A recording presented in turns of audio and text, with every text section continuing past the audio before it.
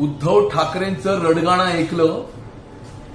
उद्याचा पराभव दृष्टीपथात दिसल्यामुळे हे कव्हर फायरिंग आहे उद्धव ठाकरेंचं आणि त्यामुळे सारखं सिस्टीमला या ठिकाणी त्याच्यावरती टीका करायची, निवडणूक आयोगावरती टीका करायची, मतदार याद्यांच्या घोळावरती बोलायचं आणि असे सगळे प्रकार बोलून दिशाभूल करण्याचा प्रयत्न करायचा.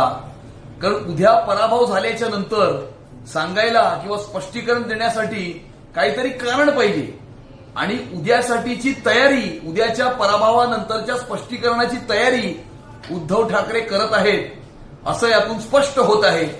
मुंबईतल्या मराठी माणसांनी, मुंबईतल्या तमाम मुंबईकरांनी विकासाच्या राजकारणाला नरेंद्र मोदीजींच्या नेतृत्वामध्ये सन्माननीय मुख्यमंत्री देवेंद्र फडणवीस साहेबांनी जो विकास या मुंबई शहरामध्ये केलेला आहे त्या विकासाला भरघोस अशा प्रकारचे आशीर्वाद देताना मुंबईकर दिसत असल्यामुळे आजचा दिवस हा मुंबईच्या भविष्याच्या दृष्टिकोनातून ऐतिहासिक ठरणार आहे.